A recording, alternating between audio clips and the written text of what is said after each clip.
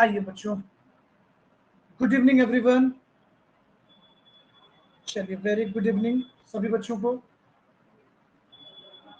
बच्चों, हम लोग पढ़ेंगे क्लासिफिकेशन ऑफ बिजनेस ऑब्जेक्टिव। अच्छा, क्या पढ़ना है आज? तो हम लोगों को पढ़ना है बिजनेस ऑब्जेक्टिव के क्लासिफिकेशन के बारे में। देखिए बच्चों, सबसे पहला पॉइंट कहता है, एक्चुअली बच्चों टोटल हमारे पास 6 ऑब्जेक्टिव है बिजनेस के।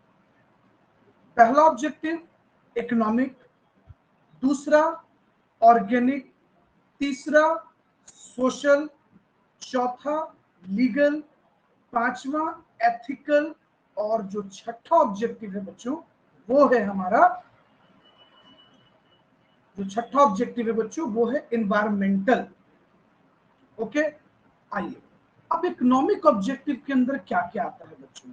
बच्चों, एक संस्था इकोनॉमिकली किस किस ऑब्जेक्टिव को रन करना चाहती है? सबसे पहला बच्चों, टर्नओवर होना चाहिए। अच्छा, बेहतर टर्न ओवर होना चाहिए, अच्छा सेल्स होना चाहिए। हर एक कंपनी चाहती है ना बच्चों कि उनका सेल्स हो, टर्नओवर हो। उसके बाद बच्चों हर कंपनी चाहती है कि प्रॉफिट हो जाए। मतलब बच्चों, रिटर्न ऑन कैपिटल एम्प्लॉयड। जो कैपिटल एम्प्लॉयड है बच्चों, कैपिटल एम्प्लॉयड है, कैपिटल एम्प्लॉयड पे क्या मिल जाए? रिटर्न। रिटर्न। कोई भी बच्चों पैसा बिजनेस में क्यों लगाता है? प्रॉफिट कमाने के लिए ना बच्चों। तो उसके कैपिटल पे उसको रिटर्न मिलना चाहिए। अच्छा, उसके बाद हमारी इकोनॉमिक एफिशिएंसी में क्या आता है बच्चों कि हम ज्यादा से ज्यादा एफिशिएंसी बढ़ाएं। अच्छा, एफिशिएंसी के लिए क्या करना होगा? आप अपना रिसोर्स बचाना चाहोगे, रिसोर्स को कंजर्व करना चाहोगे, कॉस्ट एफिशिएंसी करना चाहोगे, आप ज्यादा से ज्यादा सेविंग करना चाहोगे, है ना बच्चों। सोचो बच्चों, एक कंपनी क्या चाहती है बच्चों? रिसोर्स का वेस्टेज कम से कम हो, कॉस्ट कटिंग हो जाए, कॉस्ट मिनिमाइज हो जाए, रिसोर्स का कंजर्वेशन हो जाए। उसके बाद देखिएगा बच्चों, और उसके बाद कहता है इकोनॉमिक वैल्यू एडेड। आपकी कंपनी का इकोनॉमिकली गुडविल बढ़े बच्चों, नेम और फेम बढ़े, शेयर होल्डर का मार्केट में रेपो बढ़ना चाहिए। क्यों? क्योंकि जब तक आपकी कंपनी का प्रॉफिट नहीं बढ़ेगा, रेट ऑफ रिटर्न नहीं बढ़ेगा बच्चों, रिटर्न ऑन कैपिटल एम्प्लॉयड नहीं बढ़ेगा, तो क्या शेयर होल्डर वैल्यू बढ़ेगा? नहीं बढ़ेगा। बच्चों, अगर आपके पास प्रॉफिट ज्यादा नहीं होगा तो आप डिविडेंड भी ज्यादा नहीं दे पाओगे, और जब आप डिविडेंड नहीं दोगे तो मार्केट रेपो इंक्रीज करेगा? नहीं करेगा। तो ये सब बच्चों कुछ इकोनॉमिक ऑब्जेक्टिव होती है हर एक कंपनी की। उसके बाद बच्चों हम लोग चाहते हैं सर्वाइवल। ऑर्गेनिक में क्या होता है बच्चों? सर्वाइव। हर एक कंपनी चाहती है बच्चों सबसे पहले हम अपने बिजनेस को सर्वाइव करना है। सर्वाइवल नेसेसरी है, ग्रोथ चाहिए। बिजनेस को पहले सर्वाइव कराएंगे बच्चों, फिर बिजनेस में ग्रोथ चाहिए, उसके बाद डाइवर्सिफिकेशन। आप देखते हो बच्चों, टाटा ने अपनी स्टोरी कहां से शुरू किया? बच्चों, टाटा ने सबसे पहले आयरन इंडस्ट्री में अपना कदम रखा। आयरन इंडस्ट्री के बाद अपने बिजनेस को धीरे धीरे डाइवर्सिफाई किया बच्चों, टाटा मोटर्स की तरफ, टाइटन की तरफ, तनिष्क की तरफ। तो बच्चों ये हुआ डाइवर्सिफिकेशन। हर लोग चाहता है बच्चों, हर एक बिजनेसमैन चाहता है कि वो अपने बिजनेस को क्या करे? डाइवर्सिफाई करे।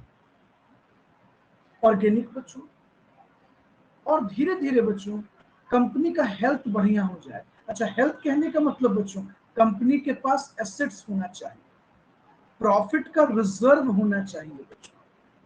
तो ये भी मैटर करता है बच्चों। और आपके पास टैलेंटेड एम्प्लॉयज होने चाहिए। हर एक कंपनी चाहती है बच्चों कि उसके पास क्या हो जाए? टैलेंटेड एम्प्लॉयज हो। क्योंकि बच्चों ये मैन पावर है ना, आप जानते हो मैन पावर होते हैं। तो ये हमारी कुछ इकोनॉमिक ऑब्जेक्टिव होती है बच्चों।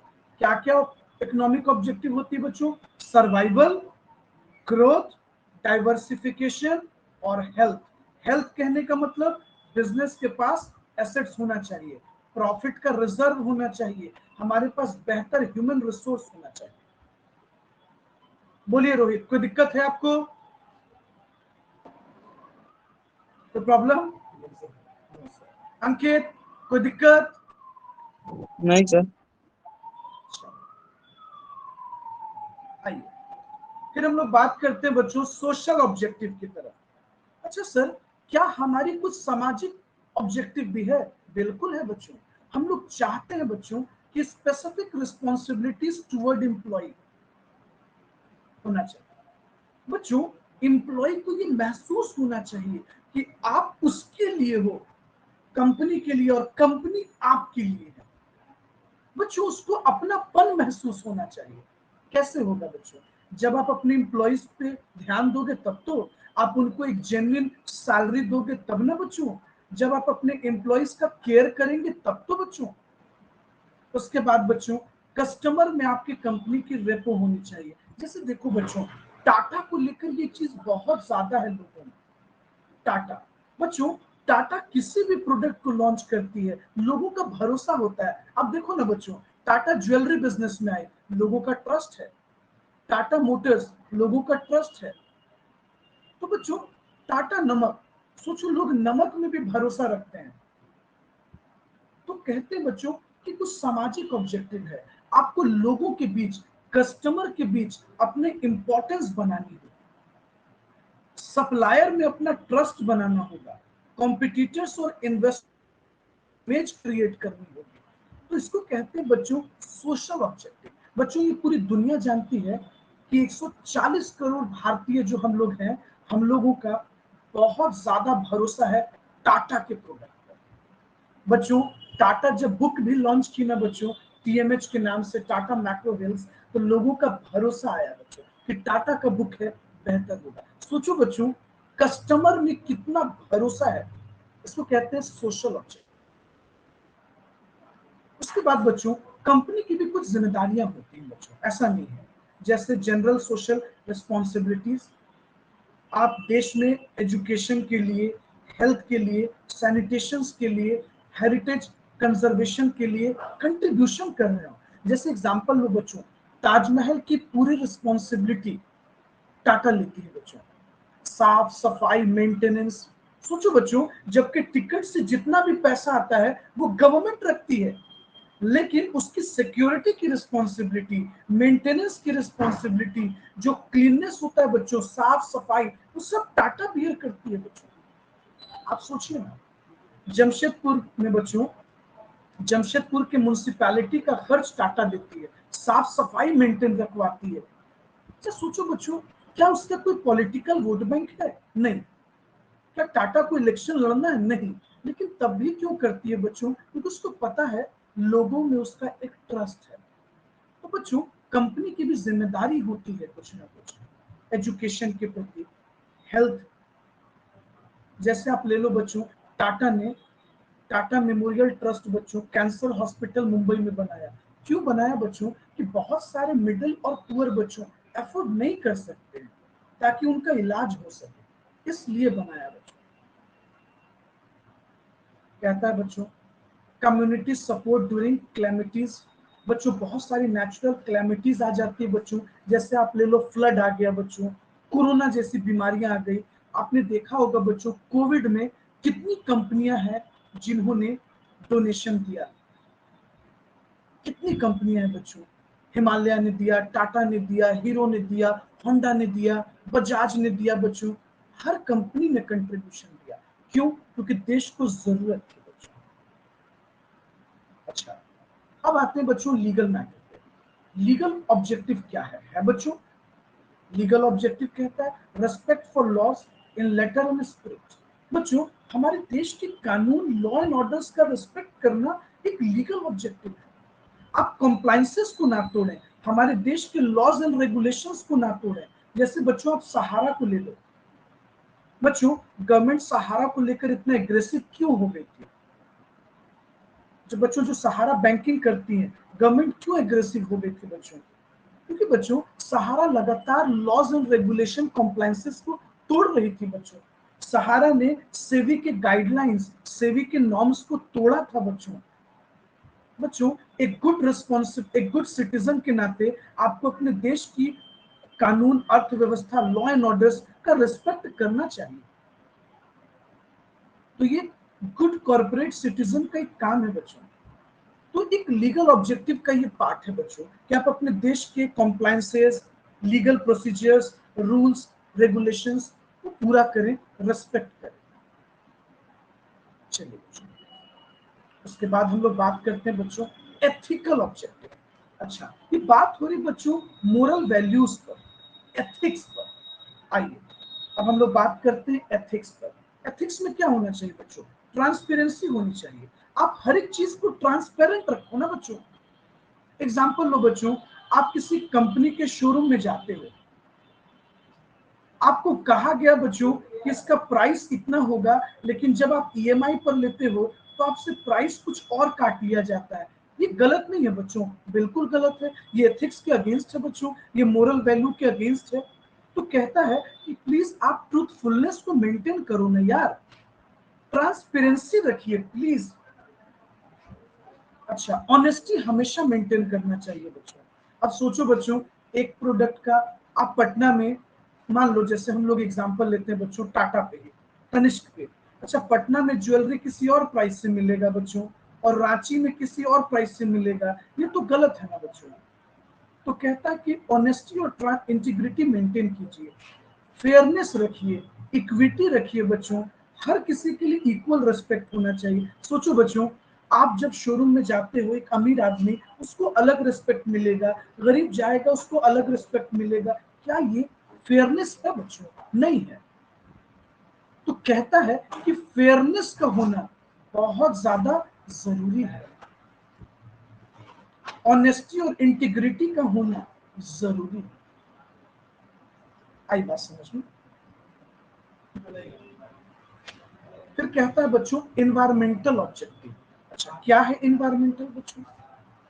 बच्चों आप सोचो, आप ऐसी टेक्नोलॉजी यूज कर रहे हो जो हमारे इन्वायरमेंट को हैम्पर कर रहा है। क्या बच्चों ये सही है? आपकी कंपनी कार्बन इमिशंस करते जा रही है बच्चों, तो इससे तो कंट्री का लॉस होगा ना बच्चों। तो कहता है कि प्लीज आप कम से कम इको फ्रेंडली प्रोडक्शन करें, पॉल्यूशन क्रिएट ना करें बच्चों। जैसे बच्चों preservation of air, water, soil, इन सभी क्वालिटी को मेंटेन रखें बच्चों। इसको हम कहते हैं बच्चों एनवायरमेंटल ऑब्जेक्टिव। आपने पढ़ा होगा बच्चों पॉल्यूशन में बहुत सारी ऐसी चीजें होती है बच्चों जो पॉल्यूशन क्रिएट करती है। आपने देखा होगा बच्चों, कार की कुछ कंपनी कैटलिक कन्वर्टर लगा देती है इंजन में, जहां से बच्चों धुआं निकलता है। क्यों? ताकि उससे कार्बन पे कंट्रोल किया जा सके। तो बच्चों आप सोचो, आप कहीं ना कहीं एनवायरनमेंट को बचा रहे हो ना, तो आप देश को बचा रहे हो। बोलिए बच्चों, कहीं कोई प्रॉब्लम है इस 6 ऑब्जेक्टिव में? कोई दिक्कत है? No sir. चलिए एक बार रिपीट कीजिए तो क्या क्या पढ़ा हम लोगों ने? क्या क्या पढ़ा अंकित, रोहित, क्या क्या पढ़ा? Economic objective, economic objective, organic objective, social objective, legal objective, ethical फिर objective, social, environmental objective. Legal objective, ethical objective, environmental objective.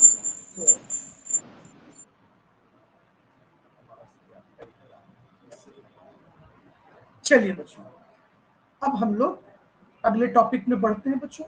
आइए अब बात करते हैं बच्चों एक्टिविटीज ऑफ बिजनेस पर। यहां से बच्चों इंपॉर्टेंट टॉपिक धीरे धीरे हमारा शुरू हो रहा है। आइए इसको थोड़ा सा जूम कर देते हैं क्योंकि आपके स्क्रीन पे ये छोटा दिख रहा होगा।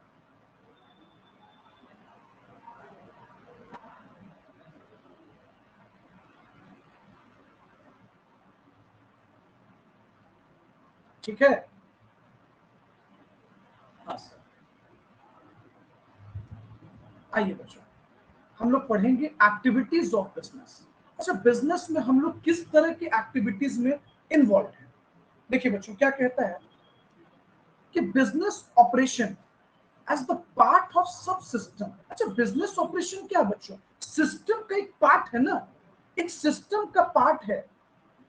जैसे देखिए बच्चों, सबसे पहले आपको रिसोर्स मिलता है। रिसोर्स जैसे हम बिजनेस स्टार्ट करते हैं, मान लो ह्यूमन रिसोर्स है हमारे पास कैपिटल है, मटेरियल है, प्रोड्यूस करने के लिए टेक्निक्स है, हमारे पास मशीनरी है। बच्चों इस मशीनरी को हमने क्या किया, इनपुट को कन्वर्ट किया किसमें, आउटपुट में। तो बच्चों ये जो प्रोसेस है ना बच्चों, ये प्रोसेस हमारा क्या हो गया, सिस्टम का पार्ट हो गया। अच्छा, जब हम प्रोसेसिंग करते हैं बच्चों तो क्या होता है, प्रोडक्ट बनता है, गुड्स और सर्विसेज बनते हैं, और ये गुड्स और सर्विसेज बच्चों हम इकोनॉमी में वापस यूज करते हैं। अच्छा, जब हम प्रोडक्शन करते हैं बच्चों तो कहीं ना कहीं ये इन्वायरमेंटल फैक्टर्स को इन्फ्लुएंस करते हैं। आइए अब हम लोग इस पूरी चीजों को समझते हैं। देखिए क्या कहता है बच्चों, कहता है कि business operates as a part of सब system of broader environment on which the business depends for inputs and required by them for disposing of its output in mutually beneficial manner। बच्चों आपने प्रोडक्शन तो कर लिया,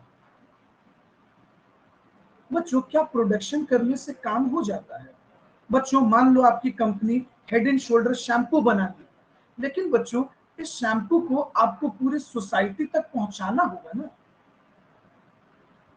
अच्छा बच्चों, इसके लिए भी तो आपको रिसोर्स की नीड होगी, ये भी तो बच्चों एक बिजनेस का पार्ट है। इसका मतलब बच्चों ये जो प्रोसेसिंग है ना, ये एक कंटिन्यूअस इन नेचर है, कंटिन्यूअस इन नेचर। बच्चों सिर्फ प्रोडक्शन करने से काम नहीं चलता, उस गुड्स को सोसाइटी तक पहुंचाना भी होता है बच्चों। देखिए क्या बोलता है, कहता है बच्चों कि input in the form of human, physical, financial and other related resources are drawn from environment। कहता है बच्चों the business converts these resources through various processes into output of product or services। The output are partially exchanged with external client groups से customer। देखो बच्चों कहानी को कितना घुमाया गया, सिंपल सी बात है कि सर जब हम इनपुट लगाते हैं तो आउटपुट जनरेट होता है, इस आउटपुट को हमें कस्टमर तक पहुंचाना होता है, और कस्टमर तक पहुंचाना भी अपने आप में एक बिजनेस है बच्चों, एक बिजनेस। और हम लोगों को यही चीजों को पढ़ना है बच्चों कि बिजनेस क्या है। अच्छा, अगर आपसे एग्जाम में कोई पूछता है बच्चों कि इनपुट और आउटपुट के एक्सचेंज एक्टिविटी कैसा प्रोसेस है, तो आप जवाब देना बच्चों कि ये कैसा प्रोसेस है, कंटिन्यूअस प्रोसेस है। ये इंपॉर्टेंट ऑब्जेक्टिव बन सकता है बच्चों कि input and output exchange activity is a continuous process and calls for an active interaction with external environment। आप नहीं समझे बच्चों, देखिए हमने आपको क्या कहा कि जब हम गुड्स को बनाते हैं, ये जो हमारा इनपुट है बच्चों, इस इनपुट को हमको कस्टमर तक पहुंचाना होता है। मतलब बच्चों कि आपको कस्टमर से इंटरेक्ट करना है, इसको हम कहते हैं बच्चों एक्टिव इंटरेक्शन। क्या कहते हैं, एक्टिव इंटरेक्शन। एक्सटर्नल एनवायरनमेंट का मतलब क्या हुआ बच्चों, ये कस्टमर को कह रहा है। किसको कह रहा है बच्चों, कस्टमर को कह रहा है। आई बात समझ में?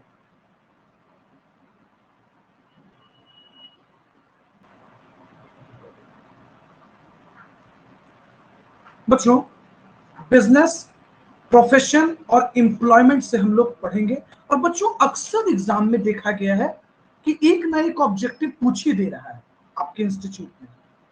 आइए बच्चों हम लोग पढ़ेंगे बच्चों कि बिजनेस, प्रोफेशन और एम्प्लॉयमेंट में क्या डिफरेंस है, मीनिंग के पॉइंट ऑफ व्यू से। सुनिएगा बच्चों। देखिए बच्चों सबसे पहले तो कहता है कि बिजनेस एक इकोनॉमिक एक्टिविटी है, जबकि बच्चों प्रोफेशन के बारे में कहता है कि स्पेशल स्किल है, और एम्प्लॉयमेंट के बारे में कहता है कि सर्विस हम प्रोवाइड कर रहे हैं।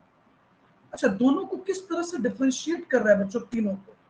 बिजनेस के बारे में कहता है बच्चों कि इकोनॉमिक एक्टिविटी है, ये एक स्पेशल स्किल है, और एम्प्लॉयमेंट एक तरह का सर्विस है, मतलब हम किसी और के लिए काम कर रहे हैं। आगे कहता है बच्चों कि economic activity concerned with production और purchase and sale of merchandise and rendering of services with purpose of earning profit. अच्छा, नोटिस कीजिएगा बच्चों, अब इसने कहानी को मैनिपुलेट किया। पहले कहा कि ये एक इकोनॉमिक एक्टिविटी है, फिर कहा बच्चों कि वैसी इकोनॉमिक एक्टिविटी है जिसमें हम प्रोडक्शन भी करते हैं, परचेज भी करते हैं, और sale of goods and services को भी देखते हैं। अच्छा, हमारा मोटो क्या होता है? Earning profit.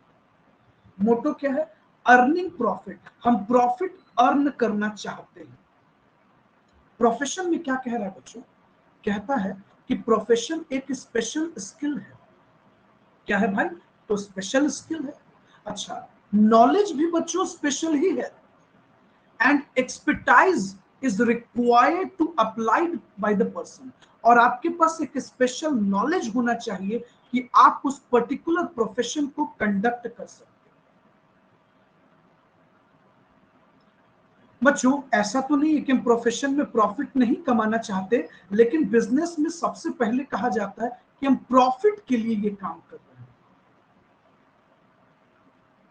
और ये एक इकोनॉमिक एक्टिविटी है। जबकि बच्चों प्रोफेशन भी एक इकोनॉमिक एक्टिविटी है, लेकिन इसकी एक यूनिक कैरेक्टर है कि एक स्पेशल नॉलेज होल्ड करता है। एम्प्लॉयमेंट में क्या कहता है बच्चों? कि एम्प्लॉयमेंट का मतलब हुआ जब कॉन्ट्रैक्ट ऑफ एम्प्लॉयमेंट, हम किसी और के लिए काम कर रहे हैं, मतलब हम किसी और को सर्विस दे रहे हैं और बदले में हमें पैसा मिल रहा है। चलिए, ये तो बच्चों डिफरेंस हुआ मीनिंग के ग्राउंड पर। अब देखिए, ऑब्जेक्टिव के ग्राउंड पर हम डिफरेंस समझते हैं।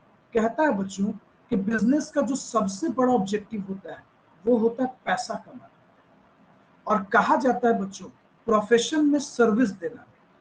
कहोगे कि सर क्या हम सीएमए बनने के बाद पैसा नहीं कमाएंगे, सीए बनने के बाद पैसा नहीं कमाएंगे, सीएस बनने के बाद पैसा नहीं कमाएंगे? अरे बिल्कुल कमाना। आप इतना पढ़ पैसे के लिए तो रहे हो, लेकिन बच्चों एक एथिकल नॉर्म्स माना गया है कि आप सोसाइटी को सर्विस देते हो, आप सोसाइटी को सेवा देते हो, rendering services to many clients and customers. लेकिन बिजनेसमैन प्रॉफिट कमाते हैं। बस फर्क क्या है बच्चों कि ये जो कमा प्रॉफिट कहते हैं, आप जो कमाओगे उसको फी कहेंगे। फर्क इतना ही है। इसके बाद देखिए बच्चों, एम्प्लॉयमेंट में क्या कहता है? Rendering services to an employer. अच्छा बच्चों, हम एम्प्लॉयमेंट में किसी और को सेवा दे रहे होते हैं बच्चों। आप कहीं अकाउंटेंट वर्क कर रहे हैं, एज अ मैनेजर काम करते हैं, आप सर्विस दे रहे हैं बच्चों। अपने एम्प्लॉयर को क्या दे रहे हैं? Service. You are serving your employer, you are providing service to your employer, simply. आगे देखिए बच्चों क्या कहता है। नेचर के डिफरेंस पे आते हैं बच्चों। कहता है कि हम लोग बिजनेस में या तो प्रोडक्शन करते हैं गुड्स का और सर्विसेज का, या तो हम सर्विस प्रोवाइड करते हैं बच्चों ऑफ अ कमर्शियल नेचर। अच्छा, अब आप सर्विस का मतलब प्रोफेशनल सर्विस से मत जोड़ लेना। देखो हम बताते हैं। जैसे बच्चों, या तो बिजनेस में हम लोग मैन्युफैक्चरिंग करेंगे या ट्रेडिंग करेंगे, तो ट्रेडिंग को सर्विस कह रहा है बच्चों। गुड्स को ट्रांसपोर्ट करना, डिलीवर करना, बने बनाए गुड्स को बेचना, इस सेंस में कह रहा है। लेकिन कहा जाता है बच्चों कि जब हम प्रोफेशन में होते हैं तो हम रेंडरिंग ऑफ सर्विसेज करते हैं, एक ऐसा सर्विस देते हैं जो स्पेशलाइज्ड पर्सनल नेचर का है। वो सिर्फ आप ही कर सकते हो, वो कोई और नहीं कर सकता। जैसे बच्चों, तुम टैक्स ऑडिट कर रहे हो एज अ सीए, वो सिर्फ तुम कर सकते हो, एक राशन दुकान नहीं कर सकता, हिंदुस्तान यूनिलीवर लिमिटेड नहीं कर सकते, वो सिर्फ तुम ही कर सकते थे। तो सर्विस से आप जोड़कर मत समझना, दोनों में डिफरेंस है। तुम्हारी जो सर्विस है वो स्पेशलाइज्ड है, और ये जो सर्विस है ये तो कोई भी कर सकता है बच्चों। प्रोडक्ट बेचना है बच्चों, हर कोई बेच रहा है ना बच्चों। कितने राशन दुकान है जिसमें सामान बिक रही है, कितनी दवाई की दुकान है बच्चों जिसमें दवाइयां बिक रही हैं, तो सर्विस तो वो भी दे रहा है ना बच्चों, वो तो कोई भी कर सकता है।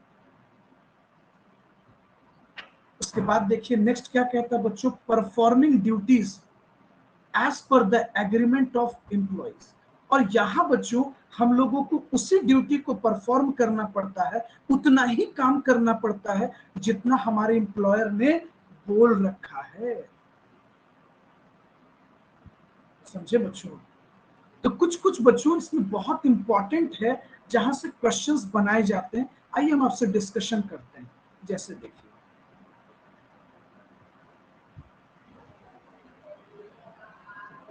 रिवॉर्ड, बिजनेस में बच्चों हमें प्रॉफिट मिलता है और प्रोफेशनल में हमें प्रोफेशनल फी मिलता है।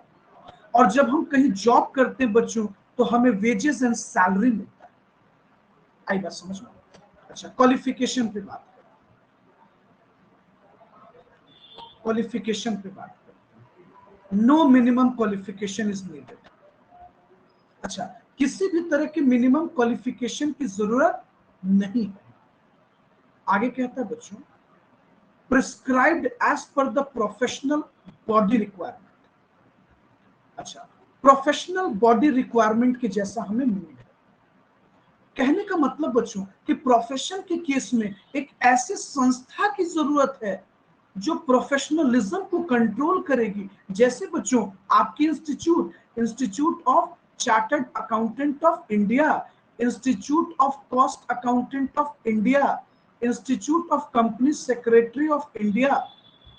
समझ लो बच्चों, बिजनेस करने के लिए बच्चों ऐसे किसी बॉडी की जरूरत नहीं है, लेकिन प्रोफेशन में तो जरूरत है बच्चों। Medical association of India doctors के लिए है बच्चों, बार काउंसिल लॉयर्स के लिए है बच्चों। और एम्प्लॉयर में बच्चों एम्प्लॉयमेंट के लिए, रोजगार के लिए भी ऐसे किसी संस्था की जरूरत नहीं है बच्चों। आई बात समझ में? अब आते हैं बच्चों कोड ऑफ कंडक्ट पर। यह भी बहुत इंपॉर्टेंट पॉइंट है, इंस्टीट्यूट जहां से सवाल करती है। कहते हैं बच्चों कि बिजनेस में no prescribe code of conduct. बच्चों बिजनेस में कोई मोरल वैल्यूज नहीं बताया गया है, लेकिन बच्चों प्रोफेशन में तो बताया गया है बच्चों। जैसे आप डॉक्टर को ले लो बच्चों, एक प्रोफेशनलिज्म है, माना गया है बच्चों कि धरती पर कोई भगवान है तो डॉक्टर, वो कभी गलत नहीं बताएंगे, कभी गलत नहीं करेंगे। जैसे बच्चों जब आप सीए बनते हैं तो आपके लिए एक कोड ऑफ कंडक्ट क्या है, अपने क्लाइंट को सही सजेशन देना, सही राय देना। आई बात समझ में? तो बच्चों एक प्रोफेशनल कोड ऑफ कंडक्ट की बात की गई है, प्रोफेशनलिज्म की बात की गई है बच्चों। लेकिन बच्चों जब हम एम्प्लॉयमेंट पे बात करते हैं तो employers code of conduct is relevant. अच्छा, आपका एम्प्लॉयर जिस कोड को लेकर चलता है, जिस मोरल वैल्यू को लेकर चलता है, आपको वही लेकर चलना पड़ेगा ना बच्चों। लेकिन आपकी इंस्टीट्यूट क्या कहती है बच्चों, institute of chartered accountant of India, अपने क्लाइंट्स को गलत गाइडेंस मत दो, आपको वो फॉलो करना चाहिए बच्चों। आई बात समझ में? बच्चों बिजनेस के लिए कोई बैंड नहीं है, आप एडवर्टीजमेंट पे कोई बंदिश नहीं है बच्चों। लेकिन देखिए बच्चों, कहता है कि product and services are advertise to increase the sales. लेकिन बच्चों advertisement is prohibited as per professional code of conduct. बच्चों आपके इंस्टीट्यूट ने मना किया है कि बीइंग अ चार्टर्ड अकाउंटेंट आप अपना एडवर्टीजमेंट करो। आई बात समझ में? और बच्चों रहा एम्प्लॉयमेंट का सवाल, तो एम्प्लॉयमेंट में एडवर्टीजमेंट की कोई बात तो होती नहीं है। अलग बात है कि एम्प्लॉय अपना रिज्यूम्स बनाता है अपने बारे में बताने के लिए। आप उसको जो भी कह लो, ऐड तो नहीं कह सकते हो, लेकिन बस हम कहते हैं कि हम सामने वाले को बताते हैं अपने रिज्यूम के थ्रू। बच्चों कितना डिफरेंस है बिजनेस, प्रोफेशन और एम्प्लॉयमेंट में। क्या ये पॉइंट क्लियर हुआ? Yes sir. अब सबसे अच्छी बात है बच्चों, रिस्क पे अगर हम बात करें, बिजनेस में बच्चों रिस्क हाई है, लेकिन प्रोफेशन में कंपैरेटिवली लेस रिस्क है बच्चों। और प्रोफेशन में तो बच्चों कोई रिस्क ही नहीं है। कोई रिस्क नहीं है बच्चों। लिस्ट क्या कहे तो कोई रिस्क नहीं है बच्चों, आपको तो सैलरी मिलेगी ना, कितना भी लॉस हो जाए सैलरी तो मिलेगी। प्रोफेशनल एम्प्लॉयमेंट में तो बच्चों कोई रिस्क ही नहीं होता। चलिए, क्या बच्चों आपको इतना पॉइंट्स क्लियर हुआ?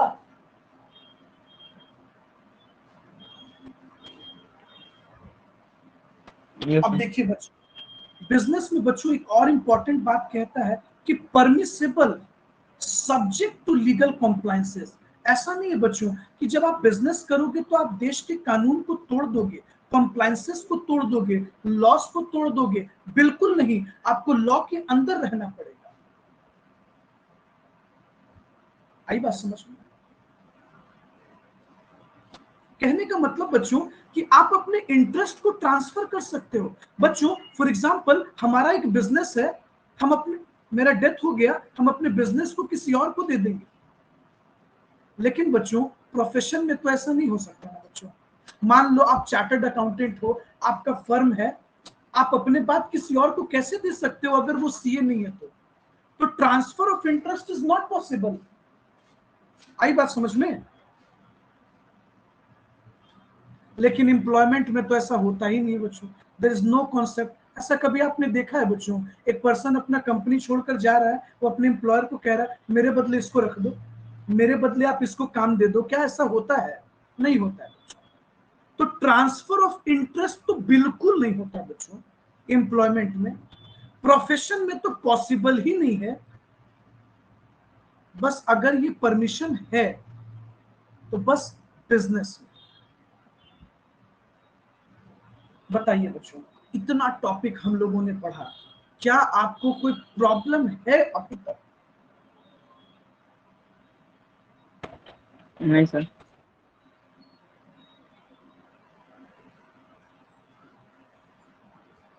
चलिए करते हैं। देखिए बच्चों, लास्ट बट नॉट लीस्ट, बहुत इंपॉर्टेंट एक पॉइंट है, साइकोलॉजिकल मोटिव। देखिए बच्चों, बिजनेस में कहता है कि इकोनॉमिक अचीवमेंट, ऑनर जो है बच्चों वो हमेशा क्या चाहता है कि वो इकोनॉमिक ऑब्जेक्टिव को अटेंड करे बच्चों। लेकिन इकोनॉमिक ऑब्जेक्टिव में क्या है बच्चों? प्रॉफिट। हम प्रॉफिट चाहते हैं। लेकिन बच्चों एक प्रोफेशन में एक प्रोफेशनलिज्म चाहता है कि वो अपने क्लाइंट को अपने सर्विस से सेटिस्फाई कर दे। और एम्प्लॉयमेंट में बस हम इतना चाहते हैं बच्चों कि हमें इतना सैलरी मिले कि हमारा गुजर बसर हो जाए, हमारा लाइफ चल जाए। तो ये एक डिफरेंस है बच्चों, ये काफी डिफरेंस है।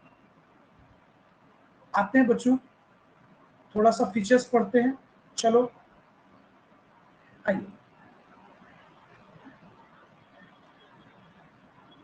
स्पेशल फीचर्स ऑफ बिजनेस पे बात करते हैं। देखिए क्या कहता है बच्चों कि बिजनेस क्या है तो systematic and organised in nature है। कैसा है तो सिस्टमेटिक इन नेचर। देखिए क्या बोल रहा है बच्चों, कह रहा है कि business is consciously created system of production. बच्चों बिजनेस में प्रोडक्शन तो करेंगे ना, बिजनेस में क्या हम प्रॉपर प्लानिंग नहीं करते? बिल्कुल करते हैं sir. We need a proper planning, effective implementation. हम प्लान करते हैं बच्चों कि हमें क्या प्रोड्यूस करना है, कैसे प्रोड्यूस करना है, कैपिटल कहां से आएगा, हम कस्टमर तक कैसे पहुंचाएंगे। बोलो हाँ या ना? बात समझ में आ रहा है बच्चों? बिजनेस एक सिस्टमेटिक है बच्चों। ऐसा नहीं है कि अपने आप प्रोड्यूस करोगे और डिस्ट्रीब्यूट हो जाएगा। It need a systematic idea. आई बात समझ में बच्चों? देखिए बच्चों, फिर कहता है सब सिस्टम कॉन्सेप्ट। अच्छा, सब सिस्टम क्यों कह रहा है बच्चों? देखिए बच्चों, बड़ा ध्यान से समझिएगा। कहता है system is an integrated unified whole comprises of interrelated, interdependent and interacting part। अब आप सोच रहे होंगे सर ये क्या माजरा है, आप क्या कह रहे हैं सर, ये जरा हमें क्लियर कर दीजिए। सुनिए, ध्यान से समझिए। जो कहता है कि बिजनेस ना एक सब सिस्टम है। बच्चों इंटायर सिस्टम बिजनेस अपने आप में बच्चों एक बहुत बड़ा इकोनॉमिक एक्टिविटी है बच्चों। बिजनेस क्या है? तो एक इकोनॉमिक एक्टिविटी है। और बच्चों इस इकोनॉमिक एक्टिविटी का ये एक छोटा सा सब पार्ट है। जैसे देखो ना बच्चों, आपको प्लानिंग करनी पड़ती है, आपको रिसोर्स कलेक्ट करना पड़ता है, फिर आपको मशीन्स अरेंज करनी पड़ती है, आपको मैन पावर अरेंज करना पड़ता है, फिर आपको प्रोडक्शन करना पड़ता है। अच्छा देखिए, ये आपने भी जस्ट पढ़ा है, आइए बताते हैं कहाँ आपने पढ़ा। ये इसको क्यों बच्चों सब पार्ट्स कहा जा रहा है? बच्चों ऐसा नहीं कि आप तुरंत प्रोडक्शन कर लोगे। You need man power, you need money, you need material, you need methods यानी टेक्नोलॉजी, यू नीड मशीनरी। फिर बच्चों आप इस इनपुट को प्रोसेस करते हो, प्रोसेस करते हो तो आउटपुट बनता है। इस आउटपुट को कस्टमर तक आप पहुंचाते हो। इसलिए बच्चों हम लोग कहते हैं कि ये क्या है?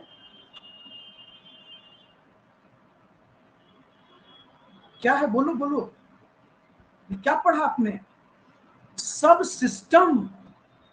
क्या है भाई साहब?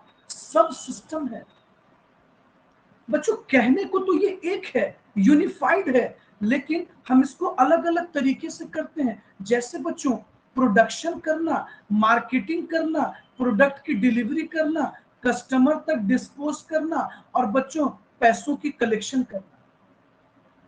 आप देखते हो बच्चों, हिंदुस्तान यूनिलीवर लिमिटेड कितनी सिस्टमेटिकली उनकी अलग अलग टीम है बच्चों। वो बना बनाया गुड्स किसी और से ले लेते हैं, उसका फिर मार्केटिंग करते हैं, पूरे इंडिया में डिस्ट्रीब्यूशन करते हैं बच्चों, और जितने भी रिटेलर्स हैं सभी रिटेलर से पैसों का कलेक्शन करते हैं बच्चों। इनकी सभी टीम अलग अलग है बच्चों। ये सब सिस्टम वाइज काम करती है बच्चों, टूट टूट कर काम करती है, अलग अलग होकर काम करती है बच्चों।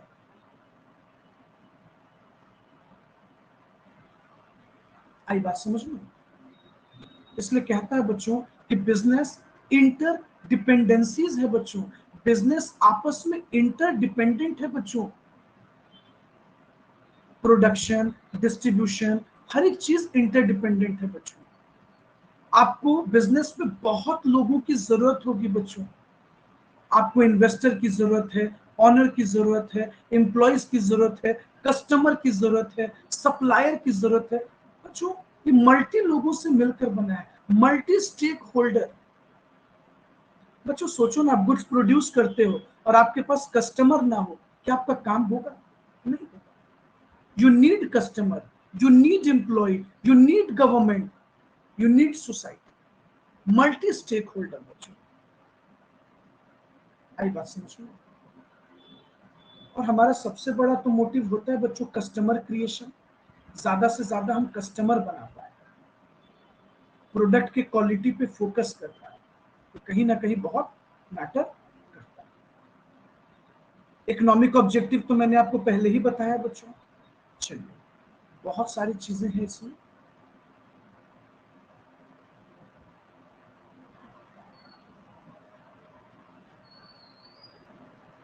आइए बच्चों, बच्चों बिजनेस के बारे में कहता है कि ये जॉब क्रिएटर है। बात सही है बच्चों। बिजनेस इकोनॉमी में एक सबसे बड़ा सोर्स है एम्प्लॉयमेंट अपॉर्चुनिटीज का बच्चों। बच्चों बिजनेस इकोनॉमी में इकोनॉमिक ग्रोथ को जनरेट करता है। आप नोटिस करते हो बच्चों, हमारी गवर्नमेंट एंटरप्रेन्योरशिप को क्यों प्रमोट करती है, क्यों चाहती है ज्यादा से ज्यादा बिजनेस जनरेट हो? ताकि बच्चों इकोनॉमिक ग्रोथ पॉसिबल होता है।